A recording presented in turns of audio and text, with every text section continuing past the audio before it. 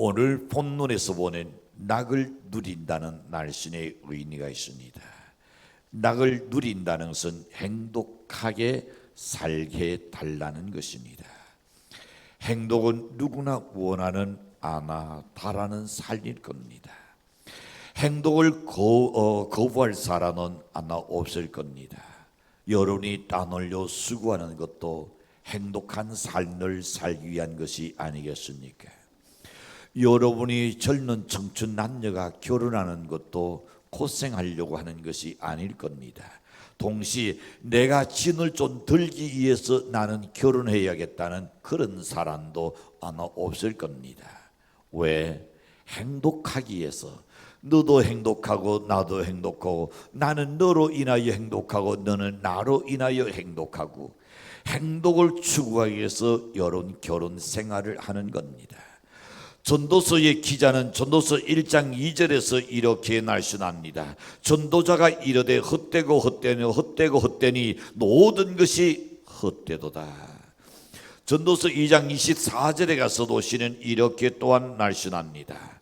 사람이 높고 나시며 수고하는 것보다 그의 나온을 더 기쁘게 하는 것은 없나니 내가 이것도 본적 하나님의 손에서 나오는 것이니라. 높고 나시는 그 즐거움은 진짜 큽니다. 내가 먹지 못한다는 얼마나 참 힘들게 얼마나 괴롭겠습니까? 그런데 먹을 때의 그 기쁨, 먹을 때의 그 즐거움 큰 겁니다. 그러나 그것마저도 먹을 수 있는 것도 하나님의 손에서 나온다. 할렐루야. 내게 먹을 수 있는 건강 주신 것도 하나님의 은혜요, 먹을 수 있는 양식을 주시는 것도 하나님의 손에서 나올 줄로 믿습니다. 다윗이 권세와 소유를 다 빼앗긴 내용이 바로 16장 1절에서 6절까지 내용입니다. 신분이 땅에 떨어지고 권력과 영화를 상실했을 때에 그의 신앙을 고백한 내용이 시편 16편 1절에서 6절의 내용입니다. 전도서나 시편의 내용은 모두 삶의 슬픔이 극에 달하고 어두움에 부딪혔을 때에 난이 날선하고 있는 내용입니다. 신약의 디형덱스에 보낸 어떤 사람이 행복한 사람인가 하는 것에서 조사해 보니 10가지를 이야기했습니다. 그 10가지를 나열해 보겠습니다. 첫 번째부터 봅니다. 친구의 시작, 친구의 사업이 성공하고 잘 될 때, 친구의 사업이 성공하고 잘 될 때에 나는 갑자기 배가 아프다. 나는 왜 이렇게 떨떠하지? 기분이 성쾌하지 않는데 그건 잘못된 행복하지 못하다는 겁니다. 친구가 잘 되는 정말로 기쁨으로 축하해 줄 수 있는 것, 그 사람이 행복의 주인공이다 그랬으니. 두 번째, 다른 사람을 위해 돈을 쓸 때에 어떻다? 예, 다른 사람에서 돈을 쓸 때에 정말로 기뻐야 합니다. 있으니까 그거 정말 기뻐요. 아무리 돈을 움켜쥐고도 있어서 내가 쓸 데가 없다는 사람 행복할까요? 절대 행복하지 않습니다. 내가 누군가를 위해서 쓸 수 있다는 게 얼마나 그때의 행복, 돈의 액수보다도 행복은 지수가 더 높습니다. 모르겠어요. 이 가운데는 목사님, 나는 돈을 쓰려니까 갑자기 손에 진동이 은사 와가지고 왜 이렇게 떨리는지 모르겠다는 사람이 있을지 몰라도, 아니요, 누구를 위해서 돈을 쓴다든지 이럴 때에 그 돈의 액수보다도 행복의 지수는 더 높다는 것을, 그 사람이 행복한 사람입니다. 세 번째 보면 자녀가 평온하게 자랐을 때에 여기에 대하여 감사가 떠나지 않는 사람, 그 사람은 행복한 사람. 자녀들이 평온하게 자라는데 언젠가 그런 이야기 있었죠? 늘 반에서 1등 하다가 언나는 1등을 위해서 요구했습니다. 그걸 강조했습니다. 근데 어느 날 시험 치다가 1등의 자리에서 그냥 한 단계 내려앉았습니다. 아이는 고민이랬습니다. 언나한테 뭐라고 이야기할까? 언나는 왜 네가 또 여러 가지 잔소리 듣기 싫어서 어떻게 했다? 자살해 버렸습니다. 그 온나가 행복할까요? 여러분의 자녀들이 경건하게 자랐을 때에 그걸로 여러분 정말로 감사할 수 있는 연대시기를 바랍니다. 네 번째 봅니다. 식사할 때 간사한 나온을 가지며 소화가 잘 시키는 건강한 사람, 식탁에서 투정하는 사람이 아닙니다. 식탁에서 모든 것이 간사하게 여겨야 합니다. 그것을 어릴 때부터 여러분이 훈련을 시켜야 합니다. 때로는 언식이 짤 때도 있고, 때로는 싱거울 때도 있고, 때로는 다리 썰어졌을 때도 있을 겁니다. 아이들의 입술에서 온나 너는 다리 딱딱해, 아니면 온나 오늘 국이 너무 싱거워, 너무 짜. 그것을 허용하는 나중에 그가 결혼해서도 힘들어지고 그의 인생도 힘들어지고 동시에 행복한 삶을 못 삽니다. 저희들이 어릴 때에 닷삼갑돼서 온나가 해주는 것을 짜다, 싱겁다, 딱딱하다 그러는 저희 두친이 관도 안 질러요. 숟가락 놓아라. 그리고 식탁에 자리에서 놀러가라. 그리고는 저희 어머니에게 한 다음 식사 시간까지는 어떤 간식도 주진다느라. 여러분, 절대로 다상한테서 불평하는 것 허용하지 않았습니다. 그래서 지금도 다상한테서 저는 한 번도 불평하지 않아요. 싱거우는 소금 넣든지 간장 넣으면 되는 거고, 안 그래요? 짜는 물 좀 더 타면 되는 거고, 살이 딱딱하거든 빨리 소화가 안 되니까 든든해서 좋을 거고. 내 사이에 감사하게 여러분 생각하란 말입니다. 다섯 번째 봅니다. 대자연을 통해서 아름다움을 느끼는 사람이 있습니다. 이건 어떻습니까? 바다를 보고 호수를 바라보고 청록마음이 확 열리는 것 같다고 기도하는 사람인 간에 그 바다와 호수를 보고 동당 빠져 죽어서는 싶다. 그런 사람도 있더라고요.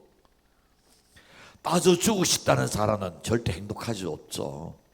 대자연을 보고 기도할 수 있어야 합니다. 여섯 번째 보니 넉넉하지 못해도 항상 만족을 느끼며 살며 두뇌 넘친다는 생각을 갖는 사람, 그 사람은 행복한 겁니다. 조금 여유가 있으니 지가 잘나가지고 지가 똑똑해가지고 지가 잘해서 누린다고 생각한다는 그 사람은 대단히 착각합니다. 그게 아니에요. 우리는 내 사이에 참 내가 여유롭게 않는 비교하는 여론은 항상 만족이 없어요. 그도 내가 이 정도를 쓸 수 있다는 것, 이 정도로 먹을 수 있다는 것, 잠잘 수 있다는 것, 바람을 피해서 말입니다. 비를 피해서 내가 잘 수 있다는 것. 여러분, 만족함을 느낄 수 있는 그 사람이 행복한 줄로 믿습니다. 일곱 번째, 남을 비탄하는 횟수보다 칭찬하는 횟수가 늘어나는 사람 되는데 이건 어떻습니까? 남의 단점을 먼저 보고 이야기하기를 좋아하는 사람, 그 사람보다는 자기 자신에게 행복을 상실해버린 사람입니다. 행복한 사람은 남을 볼 때에 아름다운 모습, 잘하는 것 그게 자꾸 보여요. 그래서 그걸로 인하여 기도하고 칭찬할 줄 알아야 합니다. 여덟 번째, 현재와 과거의 후회함이 없이 사는 사람입니다. 그렇죠. 연소서로 생각할 때 내가 오늘 최선을 다했다. 후회함이 없이 살아야 행복한 삶을 살 수 있습니다. 아홉 번째 봅니다.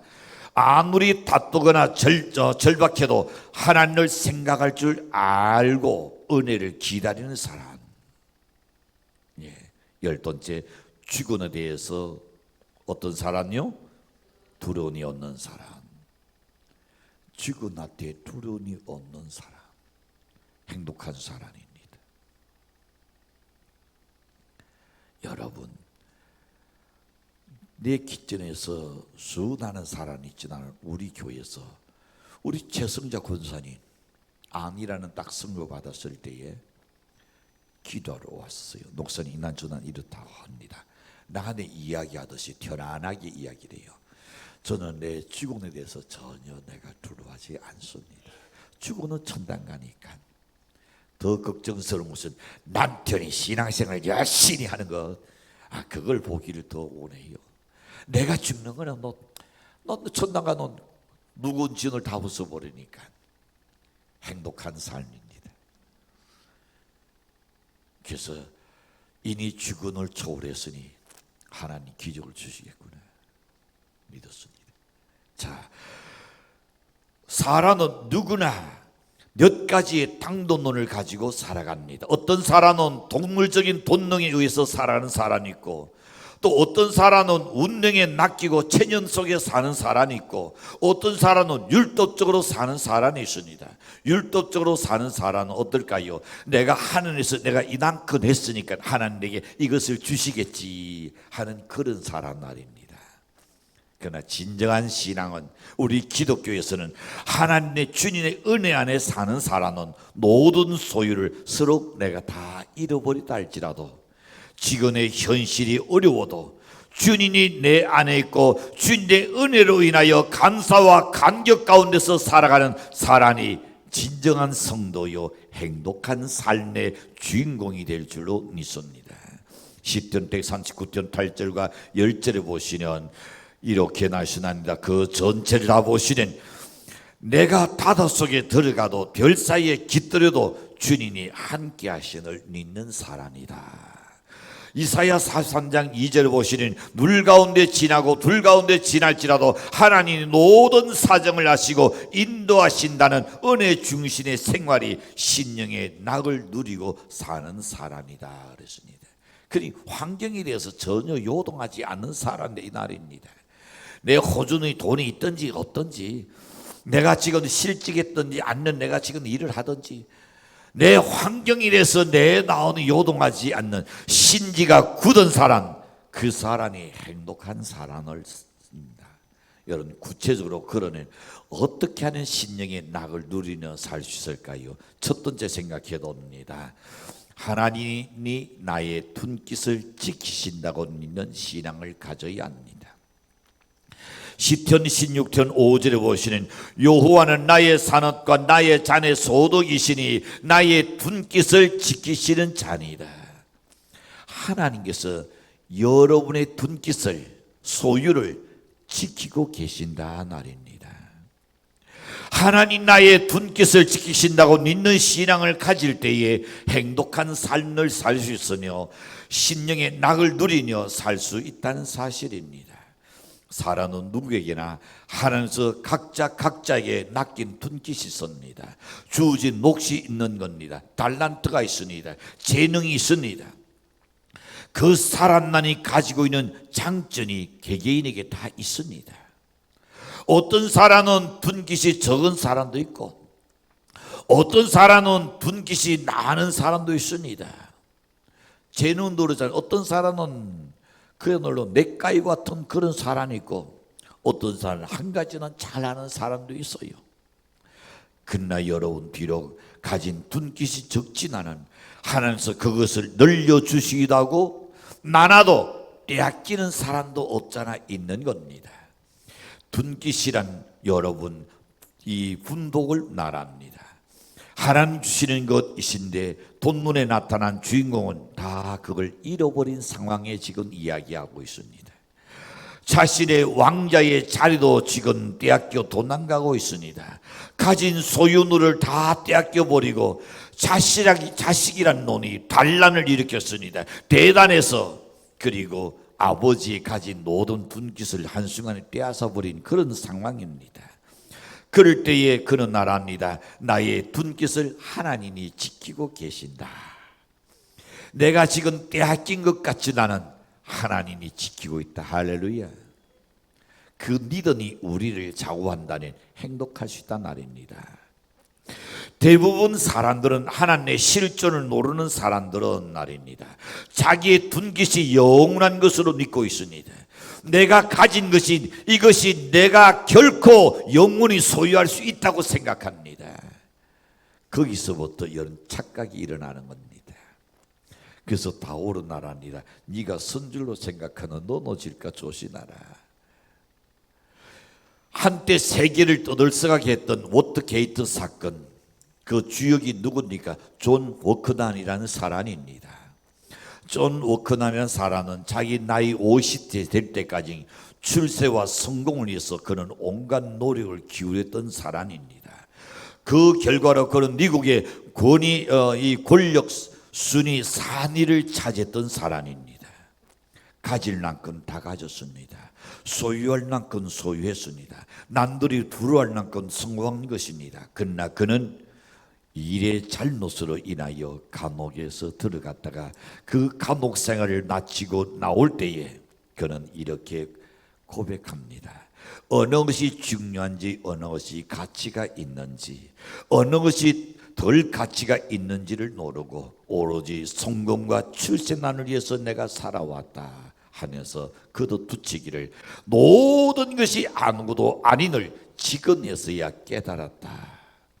그의 가슴에서 나오는 고백입니다. 여러분, 우리는 어느 것이 과연 가치가 있는 것인지, 어느 것이 더 중요한 것인지 생각하고 살고 있는가? 거기에 우선순위를 모르면 행복할 수가 없는 겁니다. 본문의 기자도 역시 허무로 가득 찼습니다. 우울증에 따질 수밖에 없는 극한 상황이었습니다. 그러나 하나님이 나의 눈깃을 지키신다는 이 고백, 하나님 도우시고 함께 하신다고 그는 믿었습니다. 그러므로 시편 16편 5절과 6절을 보시는 나의 하나님 여호와는 나의 산업과 나의 잔의 소득이시니 나의 눈깃을 지키시는 자니시리라. 내게 줄로 재어준 구역은 아름다운 곳에 있으니요 나의 기업이 실로 아름답도다고 고백합니다. 자, 여러분, 이 한 가지만 여러분 믿더라도 행복할 수 있을 겁니다. 거기 보면 내게 줄로 재어준 구역은 어떤 곳에 있다고요? 아름다운 곳에 있으니요 나의 길이 실로 아름답도다. 왜 가정이 탈선합니까?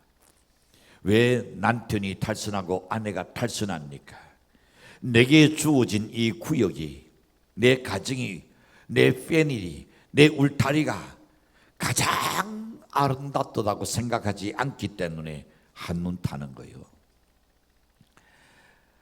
만약에 실로 아름답다고 생각한다는 그 온 가족이 얼마나 행복할까요?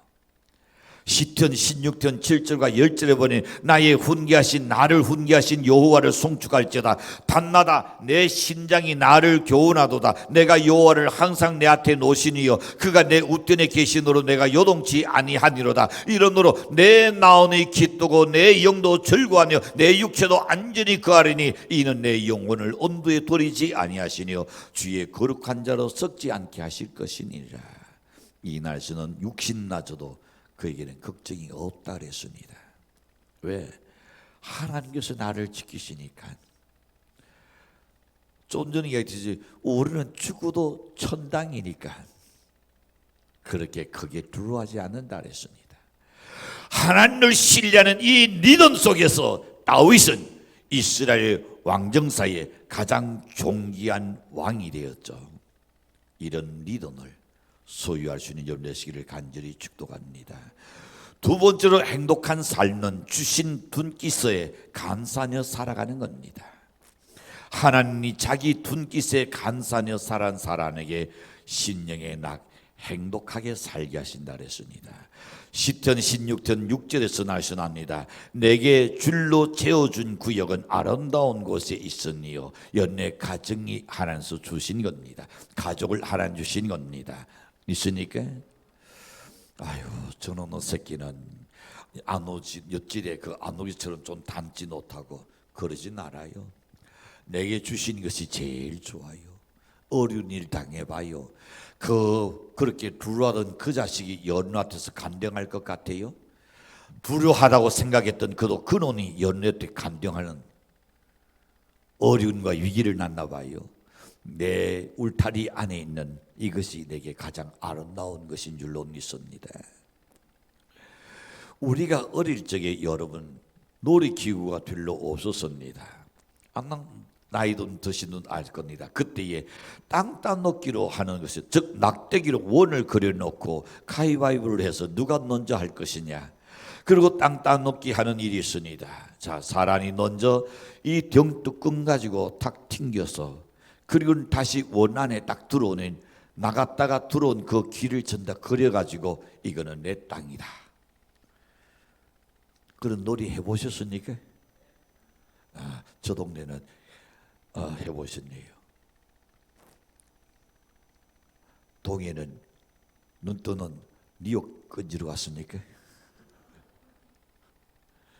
아는 놀 조개 잡으러 갔었으니까 마음껏 아이들이 뛰어놀았습니다.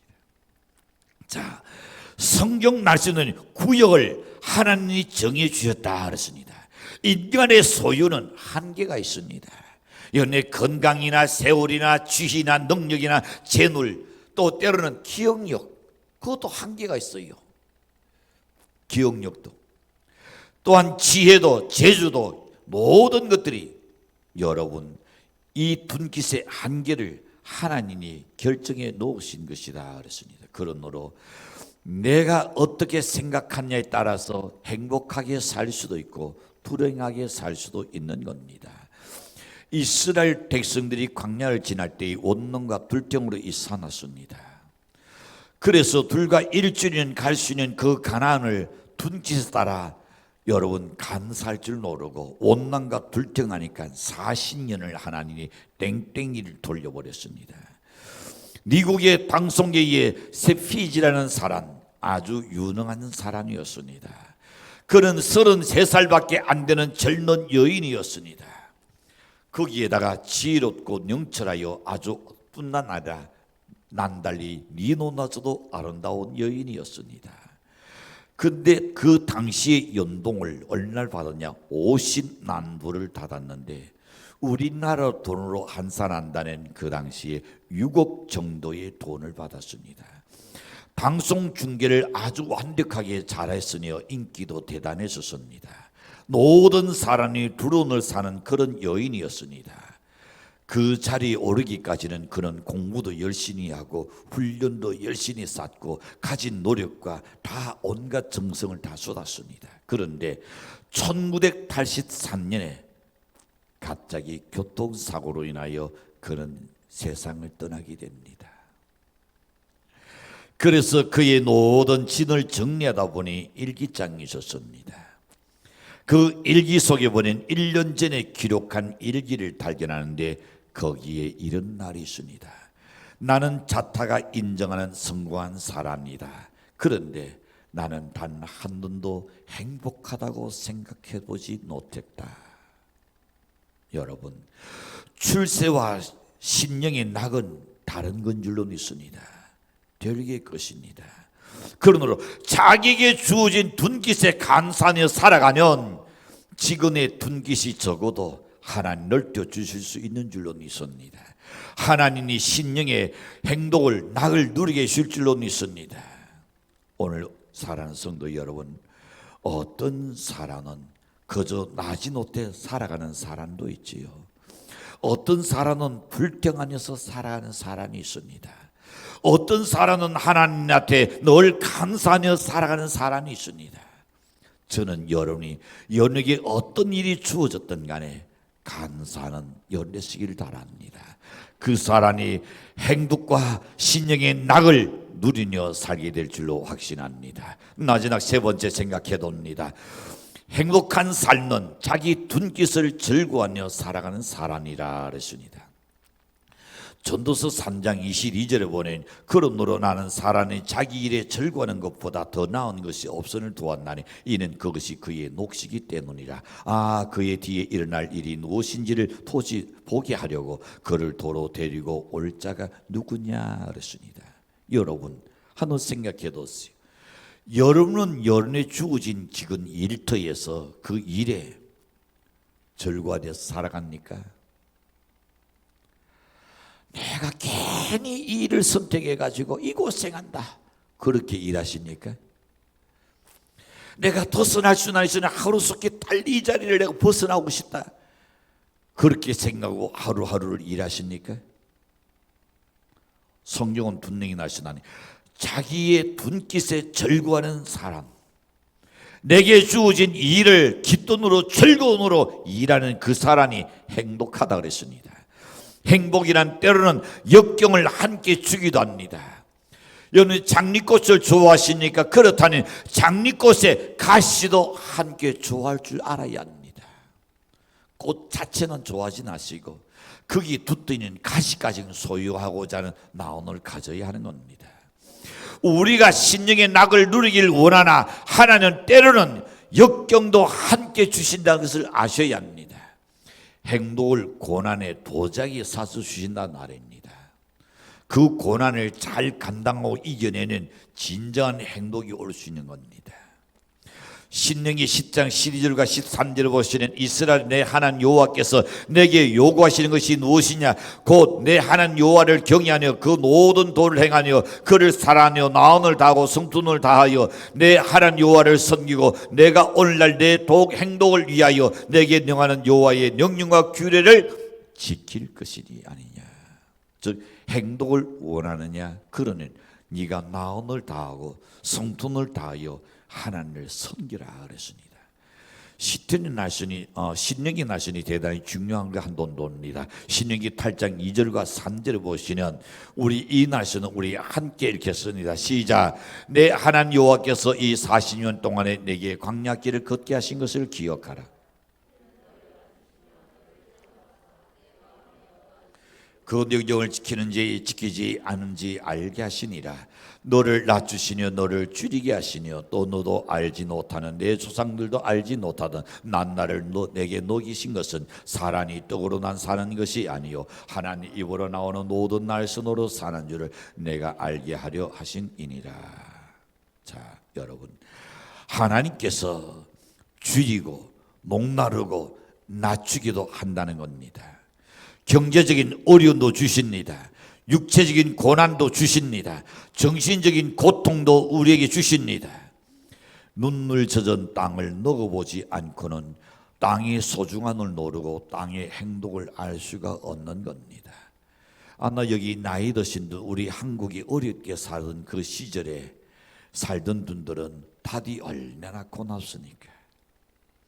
얼마나 감사하니. 요즘 아이들 그런 걸 몰라요. 늙은의 소중한 것도 몰라요. 왜 그러냐면 그걸 전혀 경험해 보지 못했기 때문에.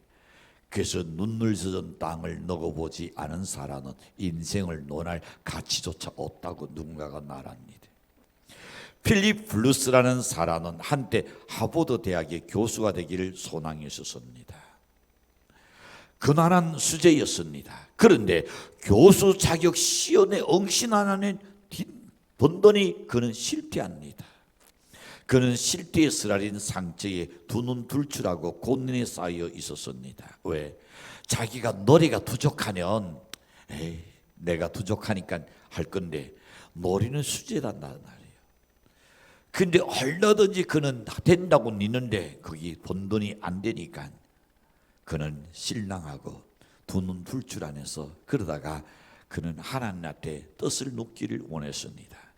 그때 하나님께서 그에게 새로운 길을 열어주셨습니다. 그는 모든 길을 선회했습니다. 신학교에다가 편입해서 신학을 공부한 후에 어디에 보스턴의 유명한 한 교회에 설교자로 그는 명성을 나타내기 시작했었습니다. 그의 이웃에 살던 한 양독전을 하는 직원이 그의 설교를 듣고 돌아가서 적시에 그 목사님에게 편지를 써서 보냈습니다. 내가 목사님의 설교를 들을 때에 예수님의 노릇을 바라보는 듯 주의 영광을 저는 보게 되었습니다. 필립 블루스 목사는 실패를 경험한 후에 제2의 기회를 통하여 위대한 설교가로서의 많은 사람을 그리스도 앞으로 인도할 수 있었던 겁니다. 우리는 누구나 인생의 실패를 경험할 수 있습니다. 그러나 리더의 사람은 오히려 이런 실패를 성공의 기회로 삼을 줄로 믿습니다. 그런 사람은 자신의 눈빛에 좌절하거나 절망하기보다는 오히려 절구하며 살아가는 사람입니다. 여러분, 사도 바울은 그리스도인을 이렇게 정의하고 있습니다. 우리가 사당으로 우겨 사인을 당해도 사이지 아니하고 답답한 일을 당하여도 낙심하지 않으며 뒷땅을 받아도 들인다 되지 아니하며 거꾸로 떨림을 당하여도 망하지 아니한다 그랬습니다. 하나님은 여러분과 함께 하시는 믿으시기를 바랍니다. 어느 날 큰 독수리가 산에서 날아왔습니다. 산에서 날아온 이 독수리는 들판에 양들이 있는 것을 봅니다. 그 중에 작은 한 양 한 마리를 독수리가 덜썩 달로 낚아채서 그리고는 산으로 끌고 데리고 갑니다. 이것을 바라본 까마귀는 큰 독수리의 날쌘 동작과 신센 몸짓에 은근히 부러워하는 마음이 생겼습니다. 그래, 나도 어디 한번 해보자 생각한 까마귀는 곧 목장을 향하여 날아갔습니다. 어느 이 양들이 제일 비실비실하고 약한가 생각해 보니 나 지금 아주 갓 태어난 양 한 마리를 봅니다. 그래, 저것저니야 나도 할 수 있겠지 하고는 양의 등에 올라탔습니다. 그리고는 낚아채려고 하늘이 발버둥치고 발버둥쳐도 되지를 않았습니다. 하는 수 없이 단전하고 가려고 하니까 발버둥치는 사이에 달토대 양털이 다 엉켜버렸습니다. 그런 까마귀는 이제는 거위를 집어넣었습니다.